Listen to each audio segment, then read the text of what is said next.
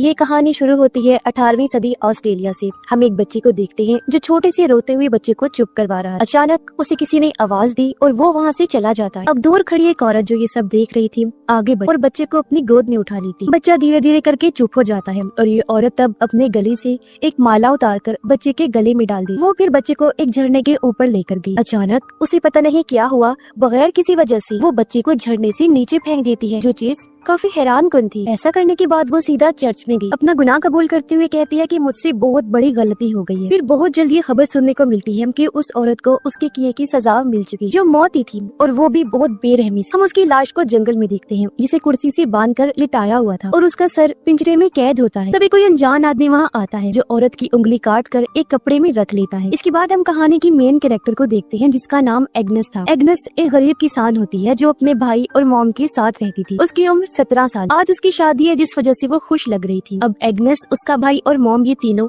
अपना सामान एक मालगाड़ी में रख के दूसरे गांव जा रहे होते हैं। ये सब कुछ उसके होने वाले हस्बैंड के लिए हो रहा था। ये लोग जब उसके घर पहुंचे तो पता चला कि शादी की तैयारियां तो अरूज पर हैं। एग्नेस की शादी जिस आदमी से हो रही थी उसका नाम वुल्फ होता है। गांव वाली खुशी से एग्नेस को अपने हाथों पर उठा लेते हैं जिससे उसे भी काफी खुशी हुई। अब वुल्फ की मॉम एग्नेस को एक एप्रन पहनाती है जिसके बाद उसके हाथ में एक बच्चे जैसा पुतला पकड़ा दिया जाता है, जो देख एग्नेस समेत सभी काफी खुश नजर आते हैं। दरअसल ये करके उसे समझाने की कोशिश की जा रही थी कि शादी के बाद वो अच्छी वाइफ बने, अपने घर के सब काम कर सके, साथ ही उसे एक और जिम्मेदारी भी मिल जाएगी जो उसके बच्चे की होगी जब वो माँ बने। खैर उन दोनों की शादी हो जाती है और जब लोग जश्न मनाते हुए नाच गाना कर रहे थे तो वुल्फ एग्नेस को कहता है कि चलो मेरे साथ, मैं तुम्हें कुछ खास दिखाता हूँ। वो उसे सरप्राइज देना चाहता था। उसकी आंखों पर पट्टी बांधता है और उसे एक नए घर में लेकर आता है, जो देख एग्नेस हैरानी से कहती है लेकिन मुझे तो लगा था मैं तुम्हारी माँ के साथ रहूंगी। वुल्फ जवाब देता है कि वो घर मेरे भाई को मिलेगा, जिस वजह से मैंने अपने जमा किए हुए पैसे और कुछ उधार पकड़कर ये घर खरीदा। एग्नेस ये सुनकर काफी फिक्रमंद हो जाती है। उसने फौरन कहा कि उधार पैसे लिए हैं आपने, मगर क्यों, और अब आप ये कर्ज चुकाएंगे कैसे? वुल्फ मुस्कुराते हुए जवाब देता है कि तुम टेंशन मत लो, ये मेरा काम है, सब ठीक हो जाएगा। उधर सुबह से शाम हो गई थी। गांव वाले अभी भी डांस कर रहे होते हैं, साथ ही बहुत ज्यादा शराब पीने की वजह से वो नशे में धुत होते हैं। एग्नेस देखती है कि वुल्फ भी फुल नशे में है और अपने दोस्त से बातें कर रहा है, जिसकी कुछ देर बाद एग्नेस की फैमिली भी वापस जाने का फैसला करती है। उसका भाई एग्नेस को कपड़े में लिपटा हुआ एक तोहफा देता है। वो जैसे उसे खोलती है तो ये उस औरत की कटी हुई उंगली थी जिसे सबके सामने मौत की सजा सुना दी गई। उसका भाई कहता है कि ये तुम्हारे लिए एक तरह से किस्मत की चाबी है, तुम अपने हस्बैंड के साथ भी अच्छे से रहोगी और बहुत जल्द तुम्हें माँ बनने की खुशखबरी भी मिली। ये सुनकर एग्नेस बहुत ज्यादा खुश हो जाती है और दोनों बहन भाई गले मिलते हैं। उन्होंने कहा कि हम एक दूसरे को बहुत याद करेंगे। फिर एग्नेस जब अपने नए घर आई तो वो उसी उंगली को चूमती है, फिर उसे अपने बिस्तर के नीचे रख देती है, मानो जैसे ये उसकी किस्मत अच्छी कर देगी। ऐसा करने के बाद वो गॉड से दुआ करने लगी कि मुझे एक अच्छी वाइफ बनाना और बच्चे भी जल्दी देना। अब कुछ देर बाद वुल्फ नशे की हालत में घर आता है। एग्नेस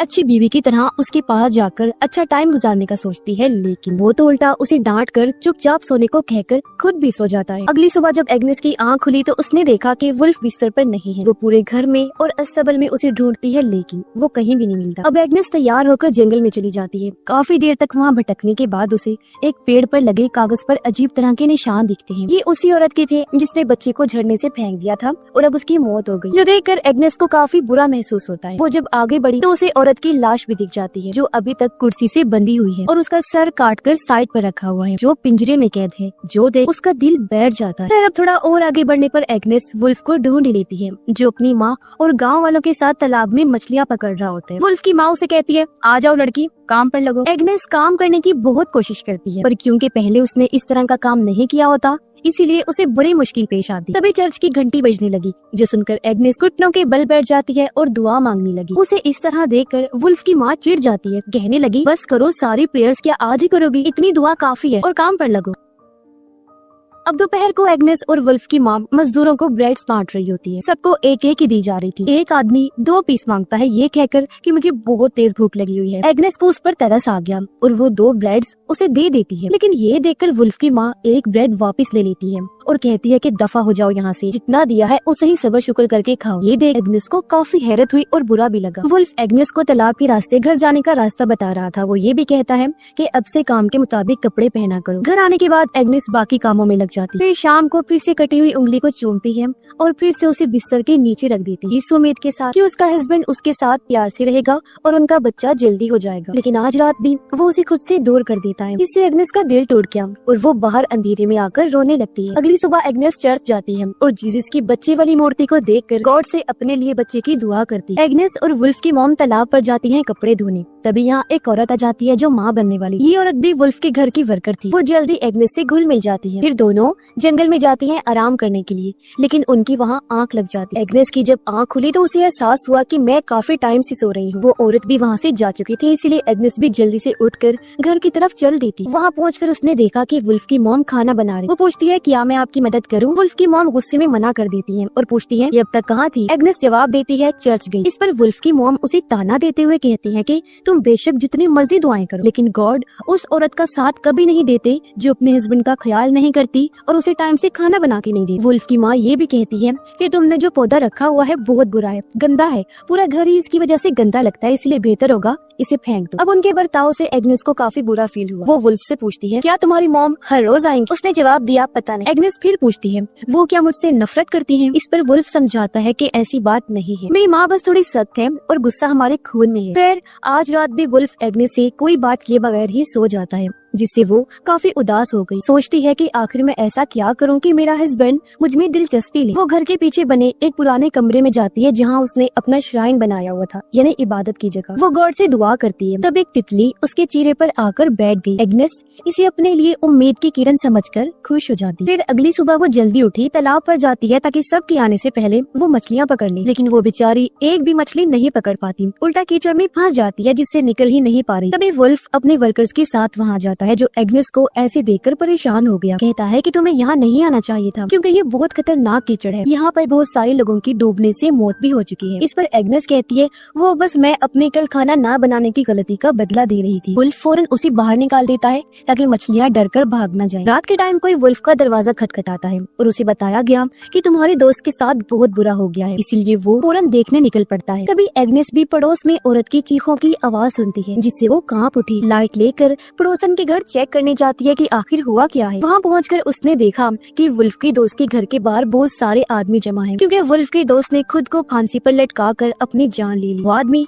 उसकी लाश को लेने आए और उसकी मॉम रो रही और आदमियों से मिन्नतें कर रही थी कि प्लीज इसे मत लेकर जाओ, लेकिन कोई उसकी बात नहीं सुनता। वो उसकी लाश को एक कैरेज पर रखकर वहाँ से ले जाते हैं। ये सब देखकर एग्नेस काफी डर गई। वो सहमी हुई घर लौट आती है, दुआ करने लगी कि मैं हमेशा हर बुराई से बची रहूं। अगले दिन वहाँ पर फादर आए। वो कहते हैं कि वुल्फ के दोस्त की लाश को दफन नहीं करना क्योंकि अपनी जान लेना बहुत बड़ा गुनाह है। शुरुआत में जिस औरत ने बच्चे को झरने से फेंका था वो उसका अपना ही बच्चा था, लेकिन उसने तो अपना गुनाह कबूल कर लिया था, तो उसे फिर भी तकरीबन माफ कर दिया गया। माफी भी किया कि दर्दनाक मौत तो फिर भी उसे दी गई, लेकिन क्योंकि उसने अपना गुनाह कबूल कर लिया था इसलिए उसकी आत्मा हेवन यानी जन्नत में जाएगी। और वुल्फ के दोस्त ने खुद अपनी जान लेकर इतना बड़ा गुनाह किया कि उसकी आत्मा गुम हो गई है और वो पक्का हेल यानी जहन्नुम में ही जाएगी। चर्च से बाहर आने के बाद एग्नेस देखती है कि वुल्फ के दोस्त की लाश को बाकी गुनाहगारों की लाशों के साथ सड़ने के लिए कूड़े में फेंक दिया है। अगले दिन एग्नेस जब खेतों में काम कर रही थी तो उसे फीमेल वाला मसला हो जाता है, जिससे वो बेचारी मायूस होकर रोने लगती है क्योंकि उसने माँ बनने की दुआ की। दोपहर को एग्नेस जब रोटी बांट रही थी तो उसकी प्रेग्नेंट दोस्त कहती है कि एक और दे दो प्लीज, क्योंकि मैं 2 जानों के लिए खा रही हूँ, अपने और होने वाले बच्चे के लिए। लेकिन क्योंकि वहाँ वुल्फ की माँ मौजूद थी इसलिए एग्नेस को मना करना पड़ता है। उसकी सास उसे और परेशान करने के लिए कहती है कि तू फिक्र ना कर उसके खाने की, उसे तो शुक्र अदा करना चाहिए कि उसे यहाँ काम पर रखा हुआ है। ये बात सुनकर एग्नेस को बहुत बुरा लगता है। उसे शदीद गुस्सा आया हुआ था, इसलिए घर लौटते हुए वो खुद को कांटे वाले पौधों से जख्मी कर लेती। इससे भी जब उसका मन नहीं भरा तो वो खुद को और तकलीफ पहुँचाने के लिए कांटेदार टहनी से अपनी जुबान को भी खुरचने लगती है, जिससे उसका काफी खून बहने लगा और ये सीन काफी दिल दहला देने वाला था। ऐसा करने के बाद वो वहाँ रखी सरकटी औरत की लाश के साथ ही लेट जाती है और कुछ देर वहीं आराम करती है। रात को जब एग्नेस घर नहीं पहुँची तो वुल्फ की माँ उससे शिकायत करती है कि देखो तुम्हारी बीवी अभी तक घर नहीं आई, मुझे तो इस लड़की की बड़ी फिक्र लगी रहती है, ना तो टाइम से घर आती है, ना खाना सही से बनाती है और ना ही कोई काम ढंग से करती है, ना ही तुम्हारा ख्याल उसे रखा जाता है और ना ही बच्चा पैदा कर रही है। ये सुन वुल्फ कहता है माँ आप शांत हो जाएं और एग्नेस को थोड़ा और टाइम दे, सब कुछ कर लेगी। उसकी माँ कहती है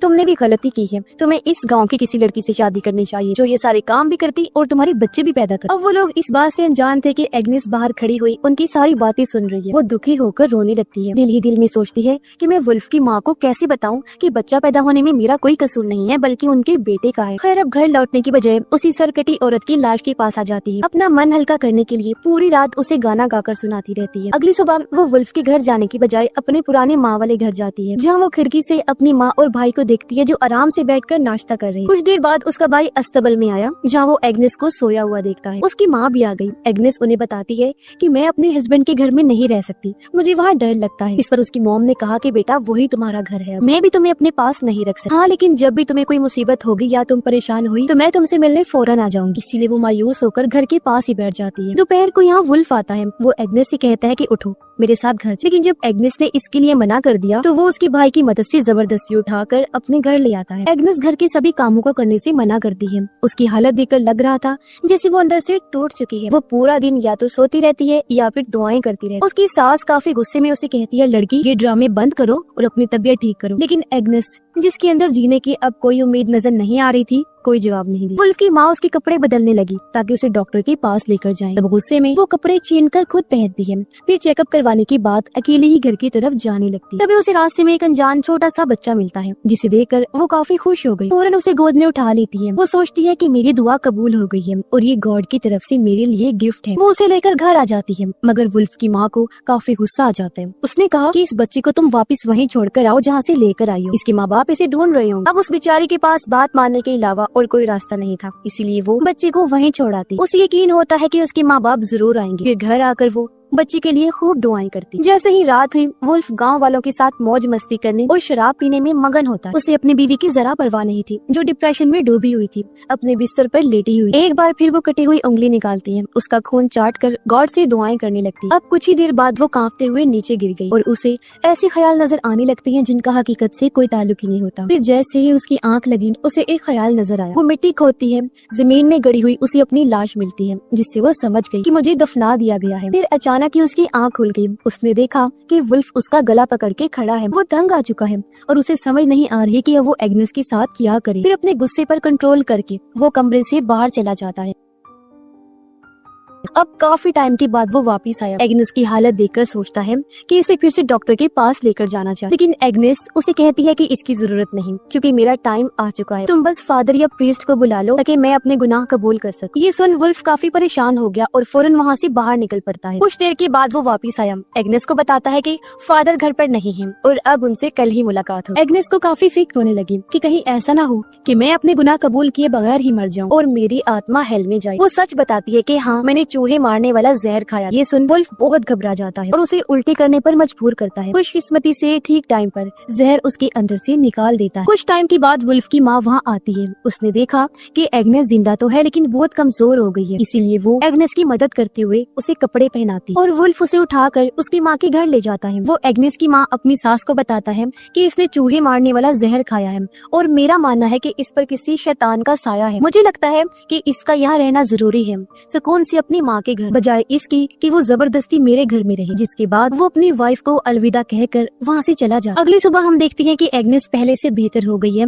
और अपने कमरे की साफ सफाई करती, फिर तैयार होकर अपने घर वालों को अलविदा कहकर घर से निकल जाती है। वो जंगल में पहुंची, जहाँ उसे बच्चों का एक ग्रुप नजर आया जो खेल रहे थे। एक बच्चे से पूछती है, क्या तुम मुझे यहाँ के श्राइन के बारे में बता सकते हो? मैं तुम्हें पैसे दूँ। बच्चा इसके लिए मान गया और जब ये दोनों श्राइन तक पहुँचे तो एग्नेस उसे कहती है कि तुम भी मेरे साथ दुआ करो। बच्चा मान गया और ये दोनों श्राइन के अंदर जाकर दुआ करने लगते हैं। लेकिन अब अचानक एग्नेस लड़के की गर्दन में चाकू घुसा देती है, जिससे वो जख्मी होकर नीचे गिर गया। एग्नेस उसे पकड़ लेती है। बच्चा गिड़गिड़ाता है, प्लीज मुझे मत मारो, लेकिन वो कई बार चाकू से वार करके उसकी जान ले लेती। फिर उसकी लाश को देखकर कहती है, अब तुम गुनाह नहीं करोगे, तुम बच्चे भी थे, इसलिए गॉड की नजर में तुम एक फरिश्ता बन चुके। फिर वो चर्च गई। अगले दिन फादर से मिलने की बात करती है। रात में वो अपने बाल काट लेती है और अगले दिन फादर के सामने अपने सभी गुनाहों को कबूल करने लगी कि मैं सबसे पहले अपने हस्बैंड को खुश नहीं कर सकी। फिर मैंने अपनी सास के बारे में उल्टा सीधा सोचा, अस्तबल के जानवरों की भी देखभाल नहीं कर सकी और कोई काम ठीक से ना करके अपने इन लोगों पर मुसीबत लाई। आगे वो कहती है, मैंने एक अच्छी बीवी बनने की बहुत कोशिश, लेकिन मैं नाकाम रही और मैंने यही सोचकर चूहे वाला जहर खा लिया था कि कोई मेरी मदद नहीं कर सकता। इनके अलावा